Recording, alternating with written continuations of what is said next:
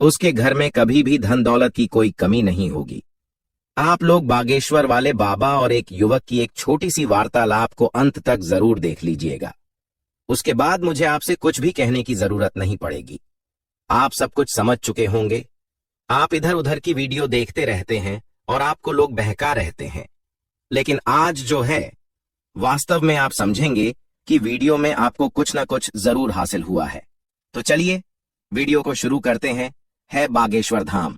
जो भी आपके इस चैनल को सब्सक्राइब और वीडियो को लाइक करें, उसके ऊपर आप अपनी सदैव कृपा बनाए रखना। दोस्तों, एक बार एक युवक बागेश्वर धाम में बागेश्वर वाले बाबा धीरेन्द्र कृष्ण शास्त्री जी के पास आया और बागेश्वर वाले बाबा से बोला कि हे बागेश्वर धाम वाले बाबा, मेरे मन में इतने गंदे विचार क्यों आते हैं? मैं नहीं चाहता कि मेरे मन में गंदे विचार आए, पर मेरे मन में हमेशा काम वासना के विचार चलते रहते हैं और मैं इनके बारे में सोच सोच कर बहुत परेशान हूं। मेरी ऊर्जा और समय यह सब सोचने में ही नष्ट हो जाती है और इन सब के विचारों की वजह से मैं कभी भी शांत नहीं रह पाता और मैं हमेशा ही स्त्रियों को देखकर मोहित हो जाता हूं। इन विचारों को अपने आप को रोक ही नहीं पाता। बागेश्वर वाले बाबा मुस्कुराए और उन्होंने उस युवक से पूछा, क्या तुम्हें पता है यह काम वासना होती क्या है?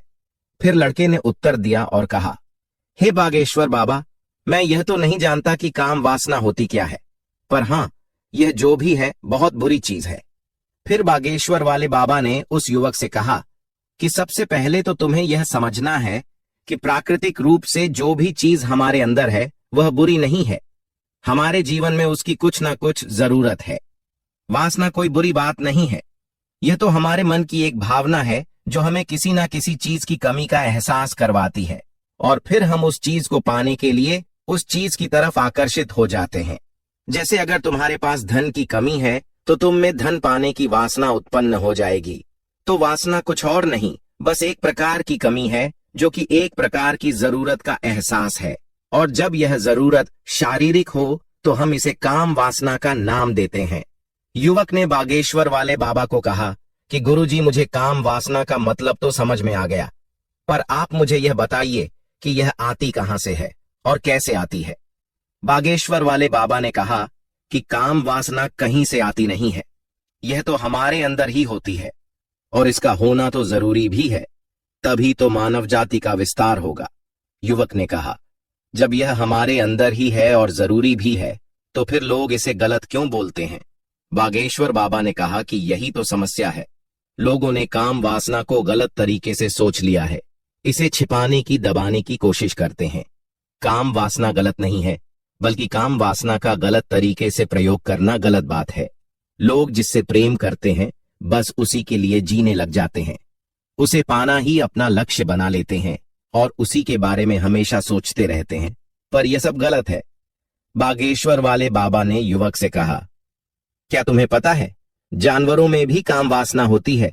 युवक ने उत्तर दिया, हाँ गुरुदेव, जानवरों में भी काम वासना होती है, क्योंकि जानवर भी तो आखिर अपनी पीढ़ी को आगे बढ़ाएंगे। बागेश्वर वाले बाबा ने कहा, तो फिर हम जानवरों की काम वासना को गलत क्यों नहीं कहते?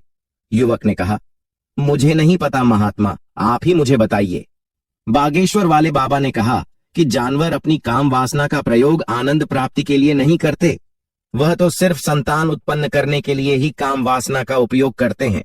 जानवरों को प्रकृति ने इतनी समझ नहीं दी कि वह काम वासना को अपने सुख का आधार बना सके, जबकि मनुष्य अपनी समझ के बलबूते पर प्रकृति में पाई जाने वाली प्रत्येक वस्तु को अपने सुख के लिए प्रयोग करता है।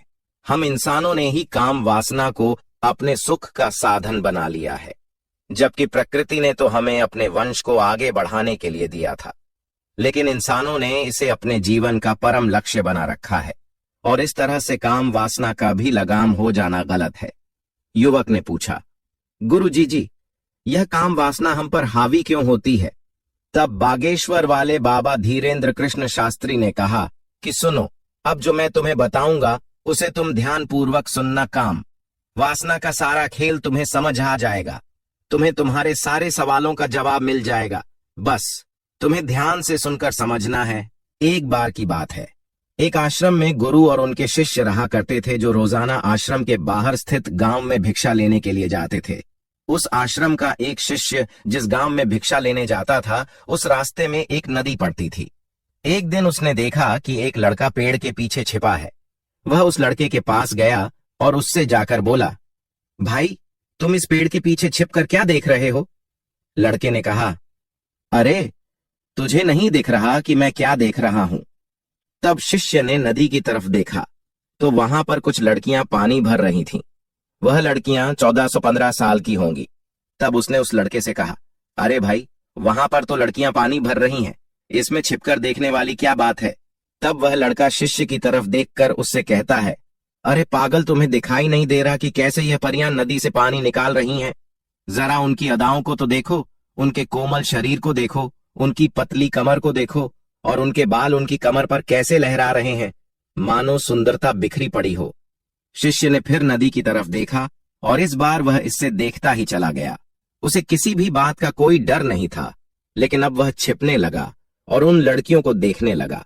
और जब वह छिपकर उन लड़कियों को देख रहा था, तभी वह अचानक अंदर से कांप गया और उसने कहा कि यह मैं क्या कर रहा हूं?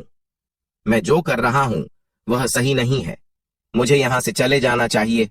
और फिर वह जल्दी से वहां से चला गया। वह आश्रम पहुंच जाता है। आश्रम जाकर वह अपने कार्यों में लग गया, लेकिन जो अभी वह देख कर आया था वही उसकी आंखों के सामने बार बार आ रहा था। उसके मन में वही दृश्य चल रहा था। उसके मन में वही सब कुछ देखने के लिए लड़ाई हो रही थी। उसका किसी भी काम में मन नहीं लग रहा था। सुबह होते ही वह रोज जल्दी ही भिक्षा के लिए आश्रम से निकल जाता और उस नदी के पास वाले पेड़ के पास जाता, और जहां पर वह लड़का पहले से मौजूद रहता था, उस लड़के के साथ मिलकर लड़कियों को छुप छुप कर देखता था। अब वह रोज ऐसा करने लग गया। यह उसके रोज का काम हो गया। अब उस शिष्य का मन किसी भी काम में नहीं लगता था। वह हमेशा ही किसी न किसी प्रकार के विचार में उलझा रहता। वह आश्रम के कार्यों को भी ठीक ढंग से नहीं कर रहा था। न वह ठीक से सो पाता था और न वह ठीक से खाना खा पाता था। उसका मन बेचैन सा रहता था। उसका मन बार बार उन लड़कियों के सौंदर्य को देखने के लिए तरसता था। जब गुरु शिक्षा देते तब भी उसका मन कहीं और विचारों में खोया रहता था। गुरु ने अपने शिष्य की इन हरकतों को जान लिया था। तब एक दिन गुरु ने शिष्य को अपने पास बुलाया और कहा कि आज से मैं भी तुम्हारे साथ भिक्षा मांगने चलूंगा। तुम और मैं साथ साथ भिक्षा मांगने चलेंगे।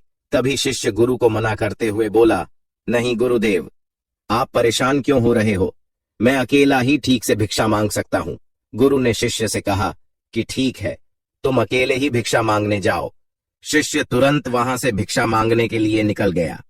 उसके जाने के बाद गुरु भी आश्रम से निकल गए और शिष्य का पीछा करने लगे कि वह कहाँ जाता है, किससे मिलता है।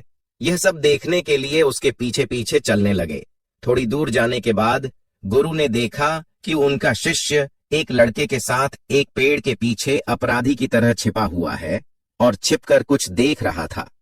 गुरु भी अपने शिष्य के पीछे जाकर खड़े हो गए कि आखिर उनका शिष्य क्या देख रहा है, जिसे देखने के लिए वह पेड़ के पीछे अपराधियों की तरह छिपा पड़ा है। गुरु ने देखा कि उनका शिष्य पेड़ के पीछे छुपकर लड़कियों को देख रहा था, जो कि नदी से पानी भर रही थी। तभी गुरु ने शिष्य को कहा कि तुम क्या देख रहे हो? अपने गुरु की आवाज सुनकर वह शिष्य घबरा गया और उसके पसीने छूटने लगे। वह थर थर कांपने लगा, जैसे किसी चोर को चोरी करते समय रंगे हाथ पकड़ लिया हो। उसकी हालत खराब हो गई। वह कुछ भी नहीं बोल रहा था। उसके मुंह से कुछ टूटे फूटे शब्द भी बाहर निकल रहे थे। वह अपने गुरु से नजर भी नहीं मिला पा रहा था। गुरु ने शिष्य की तरफ देखा और कहा कि मेरा शिष्य तो निडर था, उसे तो किसी भी चीज का डर नहीं था, लेकिन यह क्या, तुम तो डर के मारे कांप रहे। शिष्य ने गुरु से कहा कि मुझे माफ कर दो गुरुदेव, मेरा में कोई दोष नहीं है। उस लड़के ने मुझे बहका दिया था, लेकिन आपसे मैं वादा करता हूं कि आज के बाद मैं ऐसा कभी दोबारा नहीं करूंगा। मुझे माफ कर दो गुरुदेव। गुरु ने शिष्य से कहा कि कोई बात नहीं, पर इस बात का तुम ध्यान रखना कि हम जैसी संगति करते हैं वैसा ही फल हमें प्राप्त होता है। उसके विचार हमारे अंदर प्रवेश करते हैं। इसीलिए अच्छी संगति करो जिससे तुम्हारे अंदर अच्छे विचारों का प्रवेश हो। फिर गुरु और शिष्य आश्रम लौट आए और फिर से आश्रम के कार्यों पर ध्यान देने लगे। उसने उस रास्ते को छोड़ दिया और दूसरे रास्ते से जाने लगा। वह अपने काम को ध्यान से करता, लेकिन धीरे धीरे उसके अंदर क्रोध उत्पन्न हो गया और फिर वह दूसरों पर क्रोध करने लगा और बेचैन रहने लग गया। अब वह सही समय पर भोजन भी नहीं करता था, वह भोजन भी बहुत कम खाता था। एक रात गुरु शिष्य के पास आए और उसे बोले कि अब तक तुमने कितनी बार अपना वादा तोड़ दिया। यह सुनकर शिष्य अपने गुरु के चरणों में गिर गया और रोने लगा। रोते रोते ही उसने गुरु से कहा कि गुरुदेव, मैं कई बार अपना वादा तोड़ चुका हूं, फिर वादा कर लेता हूं, लेकिन हर बार मैं वादा तोड़ देता हूं। मेरा मन मेरे नियंत्रण में है ही नहीं। मैं बहुत कोशिश करता हूं कि मैं अपने मन से सारे बुरे विचारों को निकाल डालूं, लेकिन मैं चाहकर भी ऐसा नहीं कर पा रहा हूं। फिर गुरु ने शिष्य को कहा कि चलो मेरे साथ। गुरु शिष्य को आश्रम के बगीचे में लेकर गए और शिष्य से कहा कि देखो, यहाँ पर कुछ नालियां बनी हुई हैं, जिससे नदी का पानी इन पौधों तक आ रहा है और यह पानी एक निरंतर भाव से बह रहा है। क्या तुम इस पानी के बहाव को रोक सकते हो? शिष्य ने कहा कि हाँ गुरुदेव, मैं इस बहाव को रोक सकता हूं। फिर शिष्य ने मिट्टी उठाकर उस नाली में डाल दी। वह पानी थोड़ी देर के लिए रुक गया और फिर थोड़ी देर बाद उस मिट्टी के ऊपर से पानी बह गया। गुरु ने शिष्य से कहा, अरे यह क्या, यह तो पानी रुका ही नहीं। फिर शिष्य ने कुछ कंकड़ पत्थर उठाकर उस नाली में डाल दिए और फिर थोड़ी देर के लिए पानी रुक गया, लेकिन फिर थोड़ी देर बाद ही उन कंकड़ पत्थर के ऊपर से पानी निकल आया। फिर गुरु ने कहा कि यह क्या हुआ, पानी तो फिर से बह गया। तुम तो बोल रहे थे कि तुम इसे रोक दोगे। क्या हम किसी काम को रोकना चाहे तो क्या हम उसे रो नहीं सकते? तब शिष्य ने कहा, कोई बात नहीं गुरुदेव, मैं इस पानी को तो आपको रोक के दिखाऊंगा। वह फिर से एक बड़ा सा पत्थर लेकर आया और उसे नाली पर डाल दिया और पानी रुक गया। तब गुरु से कहा कि देखा गुरुदेव, मैंने कहा था ना कि पानी को मैं रोक दूंगा। मैंने पानी को रोक दिखाया, आपकी बात मैंने पूरी कर दी। गुरु मुस्कुराए और बोले, अच्छा जरा ध्यान से देखो, पानी रुक गया। क्या वह तो पीछे की नाली तोड़कर बाहर आ गया और अगल बगल से बह रहा है? और ध्यान से देखो, इस पत्थर को आगे भी आ गया और यह पानी अपना रास्ता बदलकर फिर से आगे की तरफ बह जाएगा। और फिर थोड़ी देर बाद ऐसा ही हुआ। फिर गुरु ने शिष्य को समझाया कि तुम्हारे साथ भी तो ऐसा ही चल रहा है। तुम बार बार प्रयास कर रहे हो, बड़े से बड़ा प्रयास कर रहे हो, पर हर बार तुम्हारा प्रयास टूट रहा है और यह हमेशा टूटता ही रहेगा। तुम कितना ना भी बड़ा पत्थर रख लो, लेकिन पानी तो अपना रास्ता बना ही लेगा। यह सब देखकर गुरु से कहा कि हे गुरुदेव, क्या कोई तरीका नहीं है जिससे मैं गंदे विचारों से बाहर निकल सकूं और यह मेरे मन में आए ही नहीं?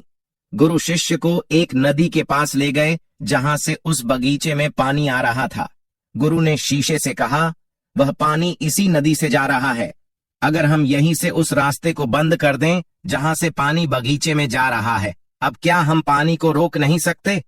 शिष्य ने कहा कि हाँ गुरुदेव, अवश्य ऐसा हो सकता है।